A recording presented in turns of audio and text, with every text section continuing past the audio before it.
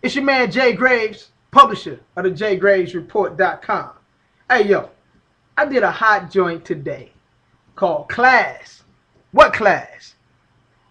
It's about my man Anthony Davis from Kentucky. This kid was the #1 recruit in the country in the ESPN's Top 150 last year. He is probably going to be the player of the year at Kentucky right now. He's the best player in college basketball.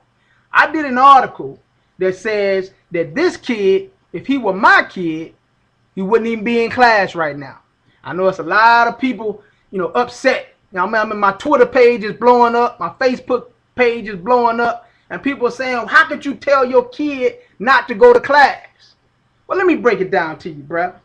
The only reason that the kid is in college right now is because the NBA instituted a rule in 2005 that says that you have to be at least 19 years old and a year removed from high school before they're eligible to go into the draft. So he had to go to college or go play overseas or do something. So this, in 3 or 4 months, he's going to be probably the first pick in the draft. I'm not talking about, this argument doesn't apply to the kid that's just on the team or some kid that's playing ball that's good, that was a McDonald's All-American, that he may get drafted. This kid is probably going to be the first pick in the draft. So my expectation for him and instructions to him as a father would be this: son, you got to go to school because they're making you go to school. We realize that you have a talent that not very many people have. It's almost like hitting the genetic lottery. So this is what we're going to do, son. This first semester, I need you to take all of your classes, pass, fail. Don't worry about getting a grade in the class because you're not going to be in school very long anyway. What we need for you to do this first semester is take a public speaking class. You need to take a personal finance class. And you need to take an interviewing class, because these are things that you're going to need next year in your profession. Now, second semester, which is this semester right now, you need to enroll in class, but don't worry about going to class, because this regular season is your job interview, and the NCAA tournament is the second interview. Let's keep it real. In June, the draft pops up. They're paying guys. First round draft pick it's a 3-year deal worth $10 million. Now let's keep it real, all the way 100. It's not a degree in America that's going to pay anybody $10 million over a lifetime. Let's keep it real.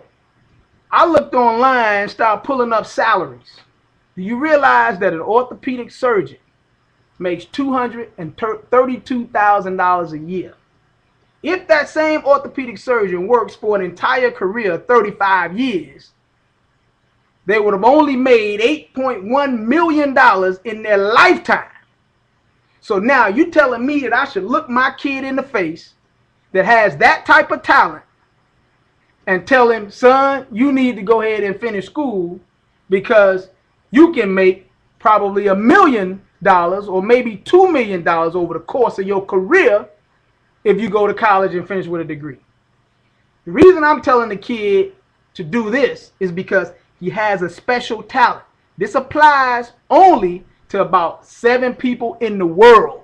We're not talking about the guy that's just good enough to play ball, or the guy that's thinking, hey, I might get drafted. Like I had a guy, Rex Chapman, hit me up on Twitter saying, giving me the Randolph Morris from Kentucky. He was a surefire first pick. He was the #1 guy coming out of high school. But in 2005, he didn't even get drafted. He left school, but didn't hire an agent. So he was able to, if he didn't get drafted, go back to Kentucky, which he did. I'm not talking about that guy, bro. Because Randolph Morris wasn't the projected first pick in the draft. This, once again, it only applies to that type of kid. Like a Derrick Rose, like a LeBron if he would have went to college, so on and so forth. We not, or Kobe Bryant if the rule would have applied at that point. Because the rule came out after then. So don't give me all this, he should go to school, you got to stay in school, because I know a whole lot of folks with college degrees that's broke. I know a whole lot of folks with college degrees that's laid off. My thing is, I'm going to be straight up with the kid and say, look, kid, if you go ahead and make this money now, you can always go to school. School been around for 2,000 years.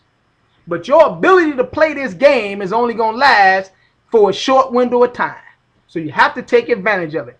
How stupid would it sound for Beyonce's dad or Chris Brown's mother or parents tell him, you need to go to college first, then you go and have your career? When this person obviously has a talent that not very many people have. I don't know why we can't transition that and look at that from an athlete standpoint too. There are very few people that can do what Anthony Davis can do at this age. So you've got to take advantage of the opportunity when the opportunity is there. If you want to read that joint, go on to the JayGravesReport.com, pull up class, what class? Or holler at your boy on Twitter. Let me know what your thoughts are at JayGravesReport. Holla at your boy.